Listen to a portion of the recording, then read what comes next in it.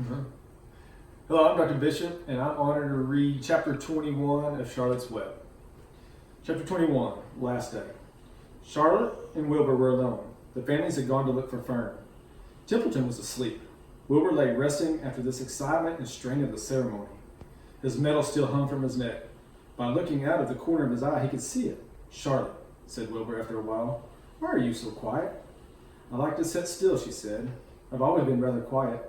"Yes, but you seem especially so today. Do you feel all right?" "A little tired, perhaps, but I feel peaceful. Your success in the ring this morning was, to a small degree, my success. Your future is assured. You will live, secure and safe, Wilbur. Nothing can harm me now. These autumn days will shorten and grow cold. The leaves will shake loose from the trees and fall. Christmas will come, then the snows of winter. You will live to enjoy the beauty of the frozen world, for you mean a great deal to Zuckerman, and he will not harm you, ever. Winter will pass, the days will lengthen, the ice will melt in the pasture pond. The song sparrow will return and sing, the frogs will awake, the warm wind will blow again. All these sights and sounds and smells will be yours to enjoy. Wilbur, this lovely world, these precious days." Charlotte stopped. A moment later, a tear came to Wilbur's eye. "Oh, Charlotte," he said, "to think when I first met you, I thought you were cruel and bloodthirsty." When he recovered from his emotion, he spoke again. "Why did you do all this for me?" he asked. "I don't deserve it. I've never done anything for you." "You have been my friend," replied Charlotte. "That in itself is a tremendous thing. I wove my webs for you because I liked you. After all, what's a life anyway? We're born, we live a little while, we die.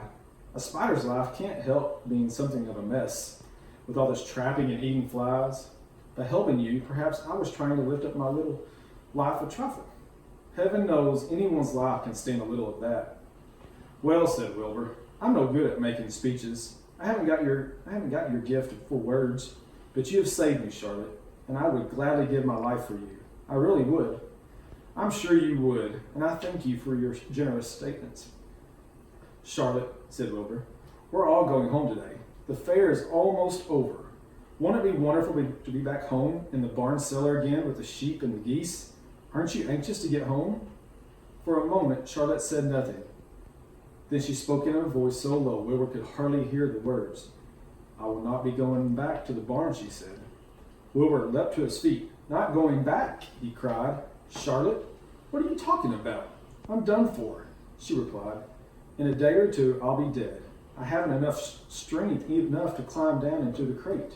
I doubt if I have enough silk in my spinnerets to lower me to the ground." Hearing this, Wilbur threw himself down in an agony of pain and sorrow. Great sobs racked his body. He heaved and grunted with desolation. "Charlotte," he moaned. "Charlotte, my true friend." "Come now, let's not make a scene," said the spider. "Be quiet, Wilbur. Stop thrashing about." "But I can't stand it," shouted Wilbur. "I won't leave you here alone to die. If you're going to stay here, I shall stay too." "Don't be ridiculous," said Charlotte. "You can't stay here. Zuckerman and Irving and John Erbel and the others will be back any minute now. And they'll shove you into that crate and away you'll go. Besides, it wouldn't make any sense for you to stay. There would be no one to feed you. The fairgrounds would soon be empty and deserted." Wilbur was in a panic. He raced around and around the pen. Suddenly, he had an idea. He thought of the egg sack and the 514 little spiders that would hatch in the spring. If Charlotte herself was unable to go home to the barn, at least he must take her children along. Wilbur rushed to the front of his pen. He put his front feet up on the top board and gazed around. In the distance, he saw the Erbels and the Zuckermans approaching. He knew he would have to act quickly. "Where's Templeton?" he demanded. "He's in that corner, under the straw, asleep," said Charlotte. Wilbur rushed over, pushed a strong snout under the rat, and tossed him into the air. Templeton screamed, "Wilbur, pay attention!" The rat, surprised out of a sound sleep, looked first dazed and disgusted. "What kind of monkey shine is this?" he growled. "Can a rat catch a wink of sleep without being rudely popped into the air?" "Listen to me," cried Wilbur. "Charlotte is very ill. She has only a short time to live. She cannot accompany us home because of her condition. Therefore, it is absolutely necessary that I take her egg sack with me. I can't reach it, and I can't climb. You're the only one that can get it. There's not a second to be lost. The people are coming. They'll be here in no time. Please, please, please, Templeton, climb up and get her to the egg sack. The rat yawned. He straightened his whiskers. Then he looked up at the egg sack. So, he said in disgust, so it's old Templeton to do the rescue again, is it? Templeton do this, Templeton do that. Templeton, please run down to the dump and get me a magazine clipping. Templeton, please lend a piece of string so I can spin a web. Hurry, said Wilbur. Hurry up, Templeton. But the rat was in no hurry. He began imitating Wilbur's voice. So it's hurry up, Templeton, is it? He said. Ho, ho. And what thanks do I ever get for these services? I would like to know. Never a kind word for old Templeton. Only abuse and wisecracks and side remarks. Never a kind word for a rat. Templeton, said Wilbur in desperation, if you don't stop talking and get busy, all will be lost, and I will die of a broken heart. Please climb up. Templeton lay back in the straw. Lazily, he placed his forepaws behind his head and crossed his knees, in an attitude of complete relaxation. Die of a broken heart, he mimicked. How touching. My, I notice that it's always me you come to when I'm in trouble, but I've never heard of anyone's heart breaking on my account. Oh no, who cares anything about Templeton? Get up, screamed Wilbur. Stop acting like a spoiled child. Templeton grinned and lay still. Who made it trip after trip to the dump, he asked. Why? It was old Templeton who saved Charlotte's life by scaring that arable boy away with a rotten goose egg. Bless my soul.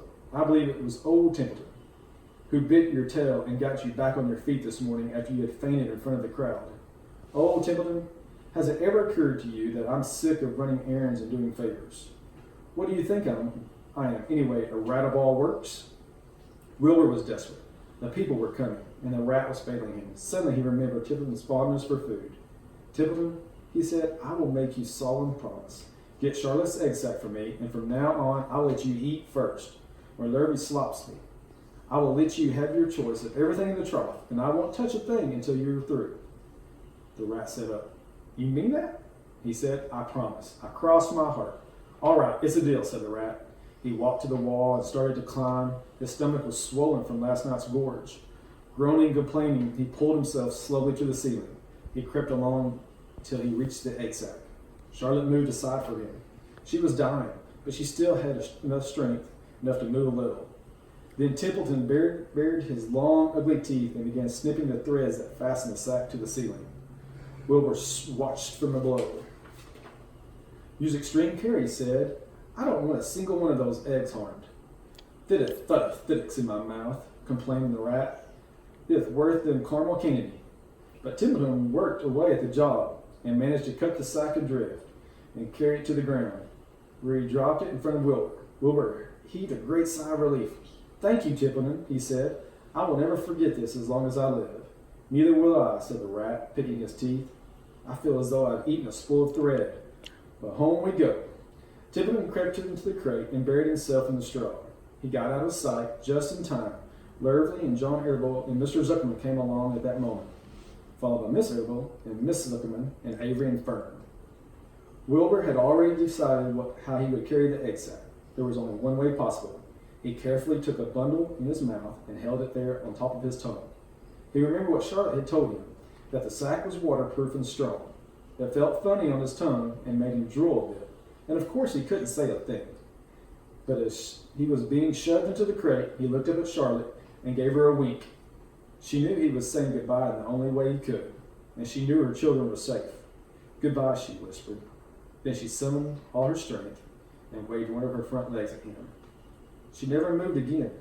Next day, as the Ferris wheel was being taken apart, and the racehorses were being loaded into vans, and entertainers were packing up their belongings and driving away in their trailers, Charlotte died. The fairgrounds were soon deserted. The sheds and buildings were empty and forlorn. The infield was littered with bottles and trash.